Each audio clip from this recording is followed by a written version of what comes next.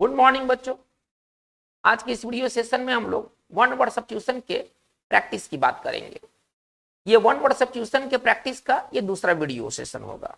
इसके पहले वाले वीडियो सेशन में हम लोगों ने कुछ बहुत इंपॉर्टेंट क्वेश्चन का हम लोगों ने जिक्र किया था, जो कि आगे आने वाले सभी परीक्षाओं के लिए बहुत इंपॉर्टेंट साबित होंगे। ये भी जो प्रैक्टिस सेशन है जो कि हम लोग वन वर्ड सब्स्टिट्यूशन का करने जा रहे हैं, इसमें टोटल जो 25 सवाल हैं। तो आप इसे बनाने के लिए सबसे पहले हमारे टेलीग्राम चैनल पर जाइए, वहां पर पीडीएफ में मौजूद आप इस पहले सवाल को पहले बना लीजिए और इसके बाद ही आप वीडियो के मदद से आप अपने परफॉर्मेंस का एनालिसिस कीजिए। इस वन वर्ड सब्स्टिट्यूशन वाले प्रैक्टिस सेशन में हम लोग कुछ और भी इंपॉर्टेंट वर्ड्स को देखेंगे जो कि आपके वोकैबुलरी सेक्शन को अच्छा करने में मदद करेंगे। तो वन वर्ड सब्स्टिट्यूशन का डबल पर्पस है, एक तो हम लोग वन वर्ड सब्स्टिट्यूशन देख रहे हैं और इसके साथ ही हमारा जो वोकैबुलरी सेक्शन है वो भी काफी अच्छा होगा, जो कि आपके एग्जाम्स में एंटो, सीनो, फिल इन द ब्लैंक्स वो किसी रूप में पूछे जा सकते हैं। तो चलिए आज का इस प्रैक्टिस सेशन की शुरुआत करते हैं क्वेश्चन नंबर 1 से। क्वेश्चन नंबर 1 को देखा जाए। क्वेश्चन नंबर 1 क्या कर रहा है? ए सोलेम प्रॉमिस, एक बहुत ही सीरियस वादा को क्या कहते हैं? एक सच्चा वादा। एक व्यक्ति जो सच्चा वादा करता है उसके लिए हमारे पास सही विकल्प क्या है? चलिए हम विकल्पों पर नजर डालते हैं। तो विकल्प ए में मिथ, बी में परज्यूरी, सी में प्लेज और डी में डिसीट है। इसका जो राइट आंसर होने वाला है वो प्लेज है। प्लेज का मतलब क्या होता है? किसी के साथ किया गया सच्चा वादा। तो हमारा सवाल भी यही है कि सोलेम प्रॉमिस के लिए एक वर्ड क्या है? प्रॉमिस तो सभी करते हैं, लेकिन जो सीरियस प्रॉमिस होता है उसके लिए वर्ड जो है वो है प्लेज। इसका मतलब है कि 1 का राइट आंसर होने वाला है सी। चलिए हम इस क्वेश्चन के कुछ इंपॉर्टेंट ऑप्शन को भी हम थोड़ा सा वर्ड पावर अच्छा करने की दृष्टि से देखते हैं, जो कि काफी इंपॉर्टेंट है। इस क्वेश्चन में जो वर्ड हमें जो बताना चाहिए आपको वो है परज्यूरी। चलिए थोड़ा सा हम लोग परज्यूरी पर बात करते हैं। परज्यूरी का मतलब क्या होता है? देखिए परज्यूरी एक बहुत इंपॉर्टेंट वर्ड है। परज्यूरी एक बहुत इंपॉर्टेंट वर्ड है और इसका मतलब होता है कि शपथ लेने के बाद कोर्ट में झूठ बोलना। व्यक्ति शपथ लेता है कि मैं जो बोलूंगा सही बोलूंगा, सच के सिवाय कुछ नहीं बोलूंगा। इसके बाद जो व्यक्ति जो झूठ बोलता है तो उसको कहते हैं परज्यूरी। परज्यूरी में ज्यूरी शब्द आप देख रहे हैं, ठीक है? तो परज्यूरी का मतलब क्या होता है? यदि कोई व्यक्ति परज्यूरी करता है यानी कि वो झूठी कसम खाता है, कोर्ट के अंदर झूठी गवाही देता है। तो परज्यूरी का मतलब क्या होता है? झूठी गवाही। अगर इसको सरल शब्दों में कहा जाए तो इसका मतलब होता है झूठी गवाही। चलिए इसमें एक और ग्रामर छिपा हुआ है। इसका जो वर्ब है वो परज्योर है। इसका जो वर्ब है ना वो परज्योर है।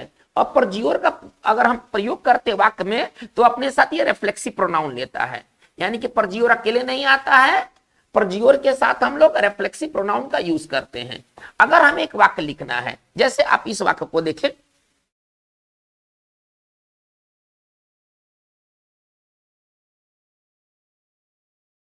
उसने झूठी गवाही दी। किसी व्यक्ति के बारे में कहना है कि उसने झूठी गवाही दी। झूठी गवाही के लिए परज्यूरी और झूठी गवाह देना ये वर्ब होगा। अब हमें परज्योर की जरूरत है। तो उसने झूठी गवाही दी, अगर हम सिर्फ ऐसे लिखते हैं ही परज्योर्ड, तो हमारा ये जो वाक्य है ये गलत वाक्य है। क्या होना चाहिए? परज्योर एक वर्ब है जिसके साथ हम जब भी इस्तेमाल करेंगे वर्ब के तौर पर तो इसके साथ रिफ्लेक्सिव प्रोनाउन का आना जरूरी है। इसका तात्पर्य है कि हमारा करेक्ट वाक्य इस तरह से बनेगा, ही परज्योर्ड हिमसेल्फ। He perjured himself। चलिए तो ये परज्यूरी इस क्वेश्चन में एक बहुत इंपॉर्टेंट ऑप्शन है, ठीक है? ये आंसर नहीं है लेकिन फिर भी इसकी जानकारी हमारे वोकैब दृष्टि से बहुत इंपॉर्टेंट है। चलिए हम लोग क्वेश्चन नंबर 2 की बात करते हैं। क्वेश्चन नंबर 2 को देखते हैं। क्वेश्चन नंबर 2 क्या कर रहा है? चलिए क्वेश्चन नंबर 2 है an ornamental staff carried by rulers on ceremonial occasions as a symbol of sovereignty। देखिए प्रश्न का कहने का तात्पर्य क्या है कि एक छड़ी, एक स्टिक जिसे शासक जो हैं कोई उत्सव पर अपने साथ लेकर चलते हैं, जो उनके पावर, उनके सार्वभौमिकता का वो प्रतीक होता है, ठीक है ना, संप्रभुता का प्रतीक होता है। तो उस छड़ी को क्या कहते हैं? आप कभी फोटो में, मूवी में या कहीं भी आप देखेंगे कि कोई राजा या रानी अपने साथ एक स्टिक लेके चलते हैं, ठीक है ना? उस स्टिक को क्या कहते हैं? प्रश्न हमारा ये है। ये स्टिक जो होता है उनके सॉवरेंटी, उनके संप्रभुता का, उनके पावर का वो सूचक होता है। उस स्टिक के लिए एक वर्ड मांगा जा रहा है। चलिए देखिए, इसमें पहले हम ऑप्शंस पर विचार करते हैं। इसमें एक ऑप्शन है जिफर, बहुत इंपॉर्टेंट है। चलिए, जिफर का मतलब क्या होता है? धीमी मंद गति की वायु को ना जिफर कहते हैं। जिफर नाउन है और इसको आप सिंपल भाषा में समझिए, मंद वायु मंद हवा को ना जिफर कहते हैं। चलिए, हमारा जो सेकंड इसमें ऑप्शन है वो एस्केप्टर और थर्ड ऑप्शन है एस्पेक्टर। आप देख रहे हैं ये दो बहुत इंपॉर्टेंट और कंफ्यूजेबल ये वर्ड्स है। देखिए, एस्केप्टर और एस्पेक्टर एक ही, जितने लेटर्स इसमें है उतना ही लेटर्स इसमें है। जो लेटर इसमें है वही लेटर इसमें, केवल आगे पीछे किया गया है। एस्केप्टर क्या होता है? एस्केप्टर वो छड़ी होता है, एक स्टाफ या स्टिक होता है जिसे राजा या रानी अपने साथ लेकर चलते हैं। यानी कि इस प्रश्न का राइट आंसर हमारा बी होना चाहिए।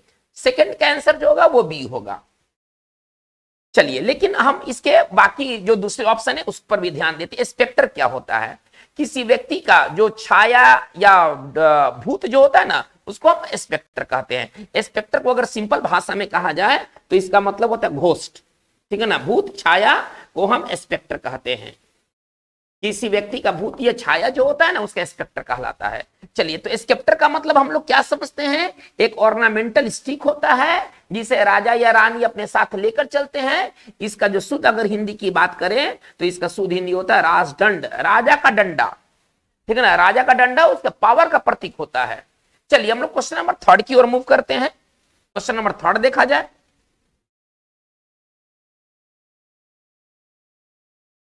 चलिए, क्वेश्चन नंबर थर्ड क्या कहता है? Search for and collect anything usable from discarded waste. इसका मतलब क्या हुआ कि आप किसी कूड़ेदान में से, है ना, जो डिस्कार्डेड वेस्ट है, आप उसमें से कुछ ऐसे चीजों का चुनाव करते हैं, चुनते हैं जो आपके लिए उपयोगी हो सकता है। इसके लिए एक बढ़िया वर्ड क्या है? तो इसके लिए जो सही ऑप्शन है वो ऑप्शन स्कैवेंज है। स्कैवेंज का मतलब क्या होता है कि बेकार की चीजों में से कोई उपयोगी चीज खोज लेना, ठीक है ना। जैसे हम लोग कूड़ा कबाड़ी वाला यहाँ कुछ बेच देते हैं, वहां से क्या होता है कि कोई अच्छी चीज उनको मिल जाता है, ठीक है। तो इसको स्कैवेंज कहते हैं। इसका राइट आंसर हमारा होना चाहिए, 3 का राइट आंसर होना चाहिए डी। इसका राइट आंसर होना चाहिए स्कैवेंज। चलिए, इसके दूसरे ऑप्शन पर भी थोड़ा सा ध्यान दिया जाए। चलिए, इसका दूसरा ऑप्शन एक है स्कैटर और एक है डिस्पर्स। ये दोनों एक दूसरे के सिनोनिम्स है, ठीक है ना। स्कैटर और डिस्पर्स का मतलब होता है बिखेर देना, बिखरना, ठीक है ना। अगर आप कोई चीज को बिखेरते हैं, फैलाते हैं, आप उसको स्कैटर करते हैं, आप उसको डिस्पर्स करते हैं। तो इसको आप सिंपल भाषा में समझिए, बिखेरना, ठीक है ना। और स्कैटर और डिस्पर्स एक दूसरे के सिनोनिम्स है। हम इसके एक और ऑप्शन पर विचार करते हैं, डिसिपेट। देखिए, डिसिपेट का इंग्लिश में क्या मतलब है? अगर आप कोई चीज को डिसिपेट करते हैं तो आप उसको गंवा देते हैं, स्क्वैंडर करते हैं, मनी को आप उड़ा देते हैं एक तरह से। तो इसका मतलब होता है गंवाना, उड़ाना। अगर आप कोई चीज को गंवाते हैं, उड़ाते हैं, बिना प्लानिंग का काम करते हैं, तो आप उसको डिसिपेट करते हैं। इसका सही सिनोनिम्स होना चाहिए स्क्वैंडर, बर्बाद कर देना। चलिए, तो इसका मतलब है कि 3 का जो राइट आंसर होना चाहिए वो डी होना चाहिए। हम लोग क्वेश्चन नंबर 4 की ओर आगे बढ़ते हैं। और सवाल को देखा जाए, बहुत इंपॉर्टेंट सवाल। चलिए, कह रहे क्या? कन्फॉर्मिटी टू फैक्ट, मतलब कि वो चीज जो कि सच हो, ठीक है ना, उसके लिए एक वर्ड क्या है? तो वेरासिटी। इसका सही आंसर है वेरासिटी। वेरासिटी का मतलब सच्चाई होता है। अगर किसी चीज में वेरासिटी है, इसका मतलब है कि उसमें सच्चाई है। वेरासिटी एक बहुत इंपॉर्टेंट वर्ड है। अगर वर्ड की दृष्टिकोण से भी बात करें तो वेरासिटी एक टॉप क्लास का वर्ड है। और वेरासिटी का मतलब क्या होता है? अगर सिंपल अगर हिंदी में कहें तो इसका मतलब होता है सच्चाई, ठीक है ना। कॉन्फॉर्मिटी टू फैक्ट, जो कि सच के अनुरूप हो, तो वो वेरासिटी होता है। जैसे कि एक वाक्य देखा जाए, there is no speck of veracity in the report, ठीक है ना। इसका हिंदी क्या निकलेगा? ठीक है ना, कि रिपोर्ट में एक अंश भी, थोड़ी सी भी सच्चाई नहीं है। तो किसी चीज की वेरासिटी उसकी सच्चाई होती है। इसके एक और इंपॉर्टेंट ऑप्शन पर बात करते हैं तो हमें मिलता है ना हाइपोथेसिस। हाइपोथेसिस क्या होता है? देखिए, हाइपोथेसिस होता है परिकल्पना। आप किसी चीज को थोड़े समय के लिए सच मान लेते हैं, आपके पास हालांकि कोई सबूत नहीं होता है, आप अपना एक हाइपोथेसिस बनाते हैं। तो हाइपोथेसिस का जो सही हिंदी होता है वो होता है परिकल्पना। इसका मतलब हम क्या निकालेंगे कि हमारा राइट आंसर 4 का क्या होना चाहिए, डी होना चाहिए, ठीक है ना। वेरासिटी इसका राइट आंसर हमारा बनेगा, 4 का आंसर डी होगा। आते क्वेश्चन नंबर 5 की ओर। क्वेश्चन नंबर 5 को देखा जाए, कह रहे कि optimistic in an apparently difficult situation. यदि आप मुश्किल हालात में भी अगर आप आशावान हैं, एक्चुअली मुश्किल हालात में लोग निराशावादी हो जाते हैं, ठीक है ना, लेकिन अगर मुश्किल हालात में भी अगर आप आशावान हैं तो इसका मतलब है कि आप सैंगवीन हैं, ठीक है ना। पेसिमिस्टिक तो इसका अपोजिट हो जाएगा, पेसिमिस्टिक आप जानते हैं, पेसिमिस्टिक का अर्थ होता है निराशावादी, लेकिन यहां पर बात हो रहा है कि मुश्किल समय में भी आप आशा नहीं छोड़ते हैं, तो इसका मतलब है कि आप सैंगवीन हैं। इसका मतलब है कि हमारा 5 का राइट आंसर बनेगा बी बनेगा, 5 का राइट आंसर जो होगा बी बनेगा, सैंगवीन इसका राइट आंसर बनेगा। चलिए इसमें 2 वर्ड हम लोग थोड़ा सा देख लेते हैं, बहुत इंपॉर्टेंट वर्ड होने वाला है।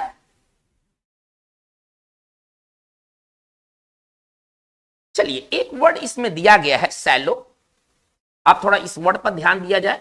एक वर्ड दिया गया सैलो, सैलो का मतलब क्या होता है ना, ये बॉडी जो कॉम्प्लेक्शन होता है, पीला पीला वर्ण है ना।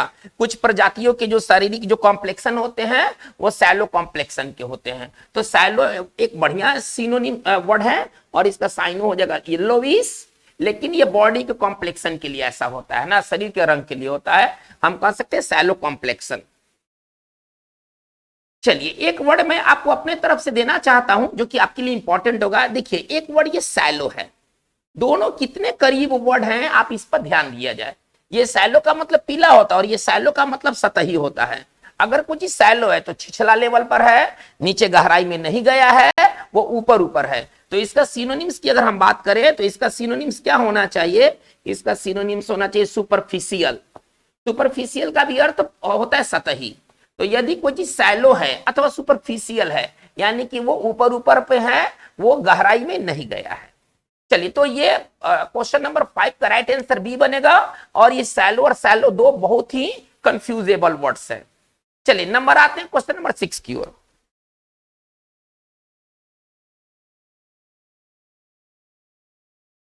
चलिए क्वेश्चन नंबर 6 क्या कहता है, fanatical and uncompromising pursuit of ideas. आप एकदम पागल टाइप के हो गए, एकदम कट्टर हो गए हैं, आप किसी की बात नहीं मानते हैं और आप उस तरह के आइडिया को परसू करते हैं, उसका पीछा करते हैं। आप किस तरह के लोग हैं, आप जेलेटरी हैं, आप कट्टर हैं, आप किसी की बात नहीं मानते हैं। तो इसका राइट आंसर होना चाहिए 6 का राइट आंसर होना चाहिए बी होना चाहिए, ठीक है ना। यदि कोई व्यक्ति कट्टर नेचर का होता है तो वो जिलेटरी होता है। उसका एक बढ़िया सिनोनिम्स फैनेटिक खुद क्वेश्चन में हमें दिखाई दे रहा है। फैनेटिकल का मतलब होता है कट्टर, ठीक है। चलिए इसमें एक इंपॉर्टेंट वर्ड है आपके लिए, बहुत अच्छा वर्ड है, अलूफ। देखिए अलूफ क्या मतलब क्या होता है, यदि कोई व्यक्ति अलूफ है तो इसका मतलब है कि वो किसी से मतलब नहीं रखता है, कट्टे कट्टे रहता है, आइसोलेटेड रहता है, ठीक है ना, किसी से कोई मतलब नहीं रखता है। अलूफ का मतलब होता है अलग थलग। अगर कोई व्यक्ति अगर अलूफ है तो वो अलग थलग है, इसका सही सिनोनिम्स होगा आइसोलेटेड। चलिए क्वेश्चन नंबर हम लोग आते हैं क्वेश्चन नंबर 7 की ओर। 7 नंबर क्वेश्चन को देखा जाए, करे क्या, the crime of betraying one's country. अपने देश को धोखा देने का जो अपराध होता है उसको क्या कहते हैं। तो उसके लिए बढ़िया वर्ड है ट्रीजन। ट्रीजन का मतलब होता है धोखाधड़ी, धोखाबाजी। अगर आप ट्रीजन करते हैं किसी के प्रति, इसका मतलब है कि आप उसको धोखा देते हैं। ये ऑप्शन हमारा बी है, 7 का राइट आंसर बी होना चाहिए, 7 का राइट आंसर बी होना चाहिए। इसमें 2 वर्ड बहुत इंपॉर्टेंट है, उन इंपॉर्टेंट वर्ड्स को देखा जाए। एक वर्ड है एलिजियंस, तो ये समझिए कि ये हमारा धोखा का उल्टा है, ठीक है ना। और एक वर्ड फाइडेलिटी। 2 इसमें इंपॉर्टेंट वर्ड, पढ़ाने लायक वर्ड है। ये एलिजियंस और फाइडेलिटी एक दूसरे के सिनोनिम्स है, जिसका मतलब होता है वफादारी, निष्ठा। इन दोनों का एक ही अर्थ होता है, वफादारी या निष्ठा, जो कि धोखेबाजी का विपरीत है। चलिए हम लोग क्वेश्चन नंबर अब 8 की ओर आते हैं। सवाल नंबर 8 देखा जाए, कर है क्या, the upward force that A fluid exert on a body floating in it. आप लोग ने साइंस में पढ़ा होगा, यदि कोई बॉडी फ्लोट करती है किसी लिक्विड में या गैस में, तो लिक्विड या गैस भी क्या करता है, नीचे से फोर्स लगाता है ताकि वो जो बॉडी है ना वो तैर सके, फ्लोट कर सके। नहीं तो वो तो बॉडी तो नीचे चला जाएगा। तो नीचे से भी प्रेशर दिया जाता है, फोर्स एक्सर्ट किया जाता है, जिसको हम लोग हिंदी में कहते हैं उत्प्लावन। आप लोगों ने फिजिक्स में ऐसा पढ़ा होगा, ठीक है। अब उत्प्लावन के लिए आप नीचे से ना फोर्स देना है, नीचे से फोर्स कहां जाएगा, ऊपर की ओर, अप। देखिए एकदम इसको याद करना बेहद सरल है, इसको कहते हैं अप थ्रस्ट। उत्प्लावन का राइट इंग्लिश है अप थ्रस्ट, जो कि लिक्विड और गैस एक्सर्ट करते हैं। इसका मतलब है कि इसका एट का राइट आंसर हमारा होना चाहिए सी। हम एट का राइट आंसर देख रहे हैं, सी देख रहे हैं, ठीक है। और इसके जो इंपॉर्टेंट कुछ ऑप्शन है उसको भी थोड़ा सा ध्यान दे दिया जाए, बहुत इंपॉर्टेंट होने वाला है ये सेशन। ये सेशन आपके वन वर्ड के साथ साथ वोकैब के दूसरे सेक्शन को भी मजबूत करेंगे। चलिए, तो इसमें एक अगर हम ऑप्शन देखते हैं क्वेश्चन नंबर 8, क्वेश्चन नंबर 8 को पुनः लाया जाए, उसमें एक वर्ड है सबमर्ज। उसमें एक वर्ड है सबमर्ज, आप देख रहे हैं। सबमर्ज का मतलब क्या होता है, अगर आप कोई चीज सबमर्ज करता है, सब का मतलब होता है नीचे, ठीक है ना। सबमर्ज का अर्थ होता है डूब जाना। अगर कोई चीज सबमर्ज करता है तो वो डूब जाता है, ठीक है ना। चलिए, इसमें एक वर्ड है कैप्साइज, बहुत इंपॉर्टेंट वर्ड है, टॉप क्लास का ये वर्ड है, ठीक है ना। कैप्साइज का अर्थ होता है किसी नाव का पलट जाना, ठीक है ना। बरसात के दिनों में, रेनी सीजन में आप अक्सर न्यूज़पेपर में देखिएगा, the boat capsized and so many people died, ठीक है ना, कि नाव पलट गया, नाव डूब गई और कई लोग मर गए, ठीक है। तो कैप्साइज का अर्थ क्या होता है, नाव का पलट जाना, नाव का डूब जाना। ये बहुत इंपॉर्टेंट वर्ड है कैप्साइज। तो चलिए अब हम लोग क्वेश्चन नंबर 9 की ओर आते हैं। क्वेश्चन नंबर 9 को देखा जाए। चलिए, कह रहे कि the use of irony to mock और कन्वे कंटेप्ट। आप आयरनी का इस्तेमाल करते हैं किसी का मजाक उड़ाने के लिए, इसको कहते हैं ना, इसके लिए एक वर्ड है सरकाज्म। सरकाज्म का मतलब होता है व्यंग, आप किसी पर व्यंगबाजी करते हैं, ठीक है ना। तो इसका राइट आंसर जो होगा हमारा क्या होना चाहिए, 9 का राइट आंसर ए होना चाहिए। 9 का राइट आंसर जो होना चाहिए वो ए होना चाहिए। चलिए, हम इसके बाकी अगर हम ऑप्शन पर विचार करते हैं तो एक हमें मिलता है कॉम्प्लीमेंट। कॉम्प्लीमेंट का अर्थ होता है बधाई देना। चलिए, इस कॉम्प्लीमेंट का अर्थ होता है बधाई देना। अगर आप किसी को कॉम्प्लीमेंट करते हैं तो आप उसको बधाई देते हैं। और एक कॉम्प्लीमेंट ये होता है, देखिए ये कॉम्प्लीमेंट हम लोग ग्रामर में पढ़ते हैं। ये दो बहुत ही टॉप क्लास के कंफ्यूजेबल वर्ड्स हैं, कॉम्प्लीमेंट एंड कॉम्प्लीमेंट। बधाई देने वाला ये कॉम्प्लीमेंट, ठीक है ना। और ये कॉम्प्लीमेंट का अर्थ होता है पूरक, यदि कोई चीज कॉम्प्लीमेंट है तो वो पूरा करता है। चलिए, हम लोग क्वेश्चन नंबर 9 की ओर, ये 9 क्लियर हो गया। क्वेश्चन नंबर 10 की ओर आते हैं।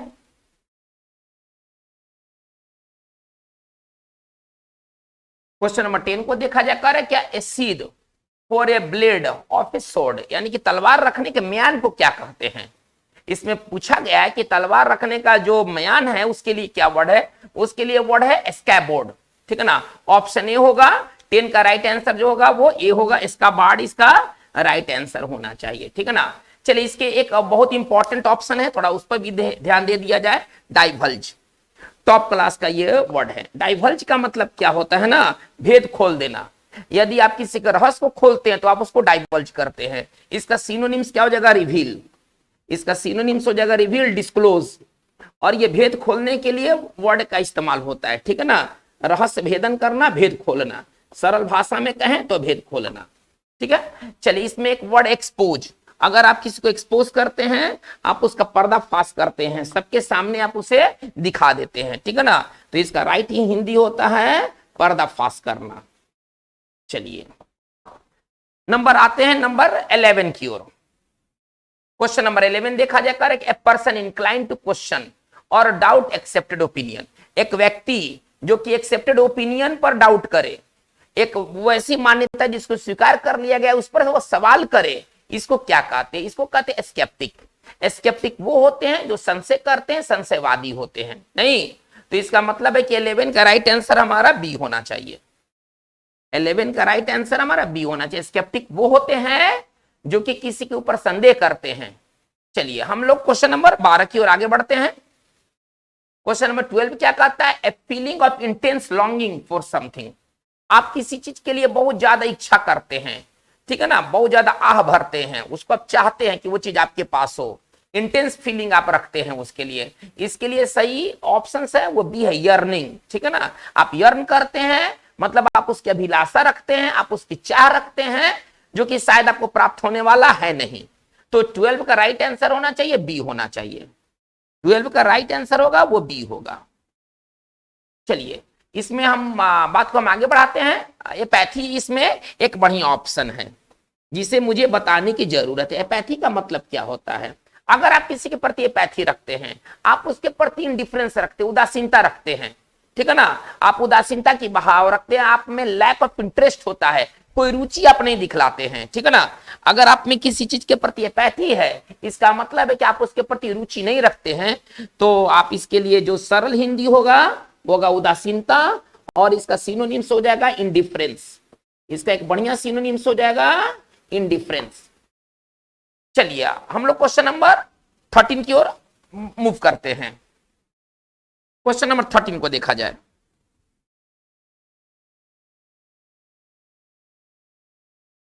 क्वेश्चन नंबर 13 क्या कहता है? डिस्टॉर्टेड रिप्रेजेंटेशन ऑफ समथिंग, ठीक है ना। अब इसके ऑप्शन पर आप विचार करते हैं। पहले सवाल क्या कर रहा है कि किसी चीज को तोड़ मरोड़ कर पेश करने को क्या कहते हैं। तो इसके लिए जो सही सिनोनिम्स है, सही जो ऑप्शन है, सही जो वन वर्ड है वो है ट्रेवेस्टी। ट्रेवेस्टी का मतलब क्या होता है? किसी चीज का घटिया विकल्प जो होता है ना, किसी चीज का एक घटिया विकल्प जो होता है वो ट्रेवेस्टी होता है। इसका मतलब है कि हमारा 13 का राइट आंसर सी होना चाहिए। 13 का राइट आंसर जो होगा वो सी होगा, ठीक है ना। ग्रेविटी का मतलब क्या होता है? अगर किसी चीज की ग्रेविटी होती है तो उसका सीरियसनेस होता है, उसकी गंभीरता होता है। आपको सिचुएशन की ग्रेविटी समझना चाहिए।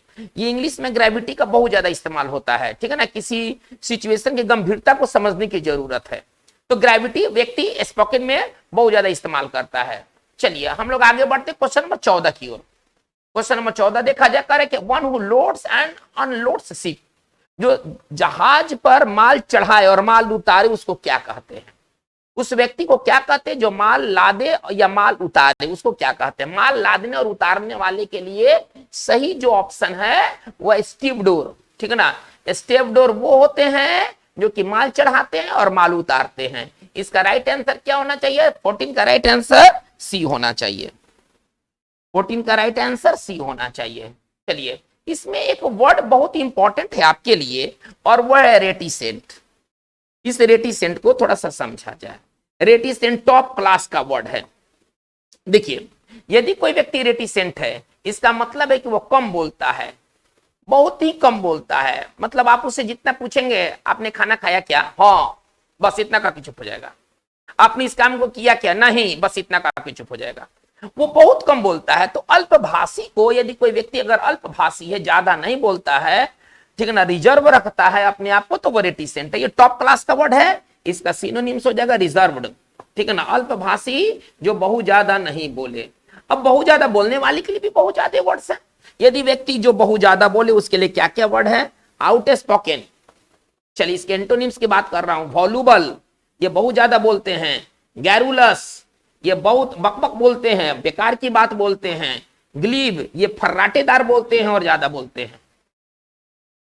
तो कहने का मतलब है कि ये सभी जो है ना, ये रेटिसेंट के एंटो हैं, ठीक है ना। Out spoken, voluble, garrulous, Gleb और भी वर्ड्स हैं। लेकिन आपके एग्जामिनेशन दृष्टिकोण से ये these are very important words, ठीक है ना। तो इस वन वर्ड सेशन के माध्यम से एक तो आप वन वर्ड देख ही रहे हैं कि एग्जामिनेशन में किस तरह के वन वर्ड पूछे जाते हैं। इसके साथ साथ आपका जो वोकैब सेक्शन है, वर्ड पावर का जो सेक्शन है, वो भी काफी अच्छा हो रहा है।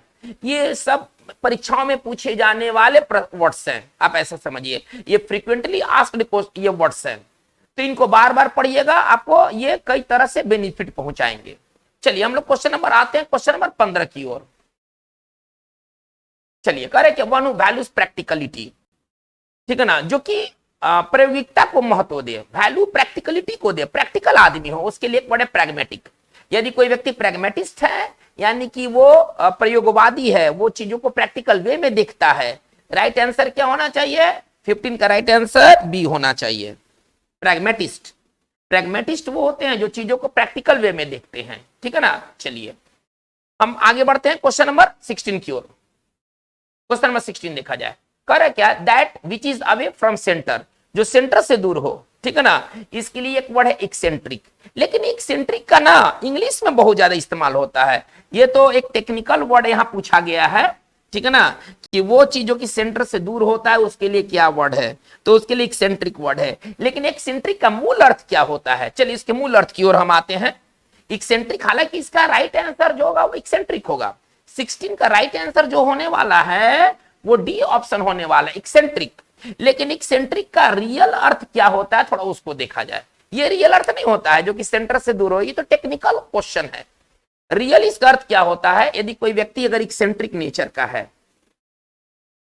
ठीक है ना, इसका मतलब है कि उसमें ऐसे कुछ गुण पाए जाते हैं जो कि थोड़ा सा डिफरेंट पाए जाते हैं। ये थोड़ा सा डिफरेंट एटीट्यूड के आदमी होते हैं, डिफरेंट बिहेवियर के आदमी होते हैं, थोड़ा सनकी टाइप के होते हैं ये, ठीक है ना। यदि कोई व्यक्ति एक्सेंट्रिक है, थोड़ा सनकी टाइप का आदमी है, इसके लिए एक बढ़िया सिनोनिम्स हो जाएगा व्हिमसिकल।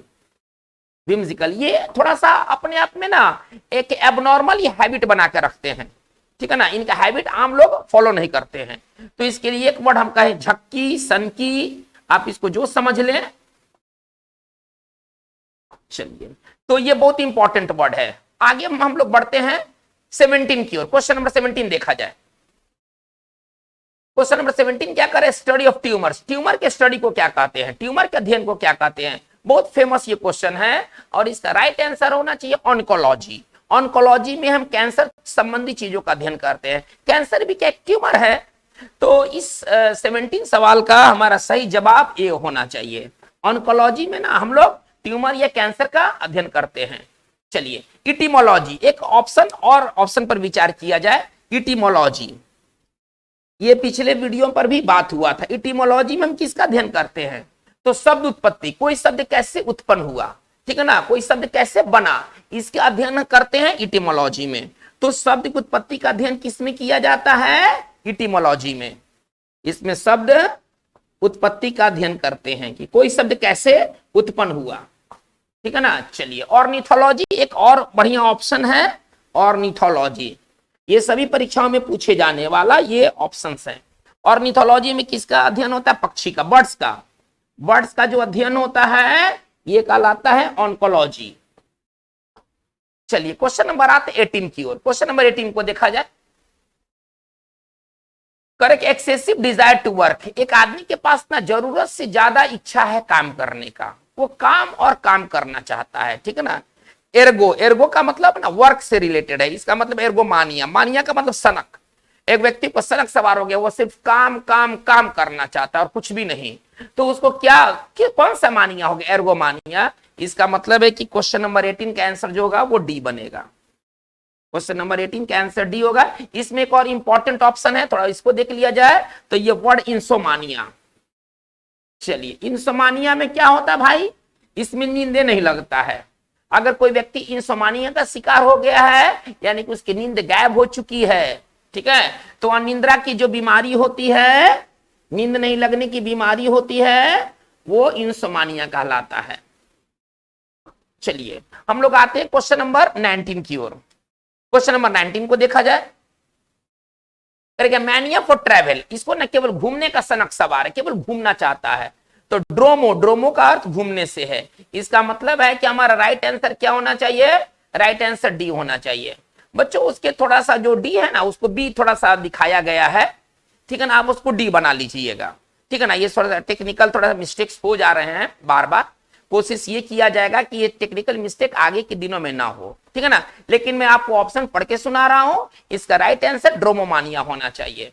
तो 19 का आंसर जो होगा वो डी होगा, है ना। आप उस बी को ना डी समझें। चलिए, नंबर आते हैं 19 नंबर में। क्वेश्चन नंबर 20 क्वेश्चन नंबर 20 को देखा जाए। करे क्या, एटोनमेंट आना for other sins, one sin, sorry, atonement for one sins, अपने पापों का जो प्रायश्चित करते हैं, इसके लिए वर्ड है रिपेंटेंस। रिपेंटेंस का तो पछतावा, प्रायश्चित। तो इसका मतलब है कि 20 का राइट आंसर होना चाहिए ए होना चाहिए। 20 का राइट आंसर जो होगा वो ए होगा। आते हैं 22 में। क्वेश्चन नंबर 22 देखा जाए, सॉरी 21 देखा जाए। क्वेश्चन नंबर 21 देखा जाए। स्ट्रॉन्ग ब्लास्ट ऑफ विंड, हवा का एक जबरदस्त झोंका आया, है ना, इसको क्या कहते हैं, इसको कहते हैं गस्ट, ठीक है ना। राइट आंसर होना चाहिए 21 का डी होना चाहिए। राइट आंसर 21 का डी होना चाहिए, ठीक है ना। चलिए, हम आगे बात को लेके चलते हैं 22, क्वेश्चन नंबर 22। क्वेश्चन नंबर 22 क्या कहता है? One who is determine to take revenge for wrongs done to him.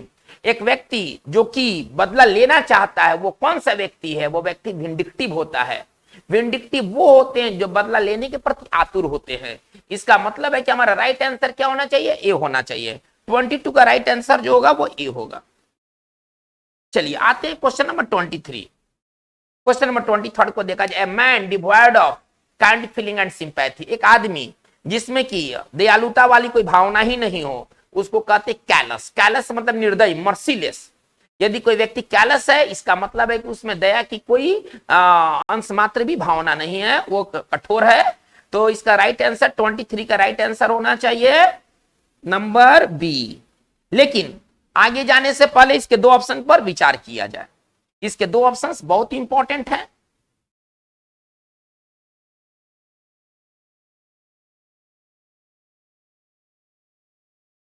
चलिए देखिए, एक वर्ड है गुलीबल, टॉप क्लास का ये वर्ड है गुलीबल, और एक इसमें जो ऑप्शन हमें नजर आ रहा है वो है क्रेडुलस।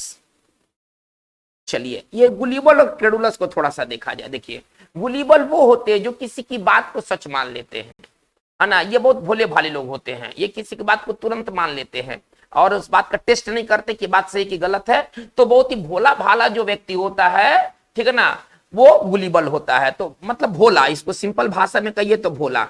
चतुर व्यक्ति क्या करते हैं? वो आम लोगों के भोलापन का फायदा उठाते हैं, गुलिबिलिटी का फायदा वो उठाते हैं। क्रेडुलस भी यही होता है। क्रेडुलस हालांकि देखिए, गुलीबल जो होता है ये मूर्ख टाइप के लोग होते हैं ना, किसी बात को टेस्ट किए बगैर ही मान लेते हैं। क्रेडुलस क्या होता है ना कि कोई चीज मानने के प्रति विलिंग होता है, ठीक है ना, लेकिन वो मूर्ख नहीं होता है। तो ये भी क्या होता है ना, जो किसी की बात को मान ले। इसको अगर हम एक्सप्लेनेशन ग्रुप में लिखे तो कैसे लिखेंगे? विलिंग टू बिलीव, जो कि विश्वास करने के प्रति इच्छा जता है, ठीक है ना। तो दोनों में थोड़ा सा टेक्निकल अंतर है। गुलीबल मूर्ख हो सकता है, लेकिन क्रेडुलस में ना मूर्खता वाली बात नहीं है। चलिए हम लोग आते हैं 23 के बाद क्वेश्चन नंबर 24 क्वेश्चन को देखा जाए। चलिए करेंगे नो लॉन्गर यूज्ड, जिसका प्रयोग नहीं होता है, ठीक है ना। अगर वो चीज जैसे कि कोई मशीन, कोई वर्ड, पहले कोई वर्ड दाऊ इस्तेमाल होता था, आपके लिए दाऊ इस्तेमाल होता था। अब आप हो चाहे तुम हो चाहे तू हो, इसके लिए हम एक वर्ड यूं ही इस्तेमाल करते हैं। यानी कि दाऊ वर्ड आज के डेट में कौन सा वर्ड हो गया? अब तो इस्तेमाल नहीं होता है। अब दाऊ जैसा वर्ड प्रयोग में नहीं आते हैं, तो इसको कहते हैं ऑब्सोलीट वर्ड्स। ऑब्सोलीट वर्ड्स वैसे वर्ड्स होते हैं जो कि अब प्रयोग में नहीं होते हैं, ये अप्रचलित वर्ड होते हैं। देखिए बहुत इंपॉर्टेंट ये वर्ड है। अगर कोई वर्ड अगर ऑब्सोलीट वर्ड है, कोई चीज यदि ऑब्सोलीट है, कोई फैशन, कोई मशीन, किसी तरह का कोई चीज अगर ऑब्सोलीट आज के डेट में है, यानी कि उसका प्रचलन नहीं होता है, उसका चलन से बाहर है, इसके लिए एक वर्ड हो जाएगा हिंदी में अगर मैं कहूं तो अप्रचलित। यदि कोई चीज यदि ऑब्सोलीट है, यानी कि आज वो प्रचलन से बाहर है। चलिए हम आगे बात को बढ़ाते हैं। क्वेश्चन नंबर 23 का राइट आंसर क्या होना चाहिए? 24 का ए। पहले इसके ऑप्शन पर पहले विचार करते हैं। 24 का राइट आंसर हो जाएगा ए। चलिए आते हैं question number 25। One who is honourably discharge from service, जिसको किसी सेवा से आदर पूर्वक मुक्त किया जाए, वो कहलाते हैं एमेरिटस, ठीक है ना। ये खासतौर पर टीचर वगैरह के सेंस में ज्यादा इस्तेमाल होते हैं। 25 का राइट आंसर जो होगा वो ई होगा। 25 का राइट आंसर ई होगा। तो बच्चों आज का हमारा वीडियो सेशन में टोटल 25 क्वेश्चन की हम लोगों ने बात किया है। इसके अलावा ये सारे जितने वर्ड्स हैं आपके लिए बहुत उपयोगी साबित होंगे। आप इस वीडियो को पूरी तरह देखें, आप इसका वीडियो का एनालिसिस निकालें। आपको लगता है कि ये वीडियो और थोड़ा सा बेहतर होना चाहिए तो आप अपने कमेंट्स को जरूर आप शेयर करें। आज की बात बस इतना ही रहेगा, फिर आगे की वीडियोस में हम लोग और इंटरेस्टिंग प्रैक्टिस सेशन लेकर आएंगे। आज के लिए बस इतना ही। Thank you very much.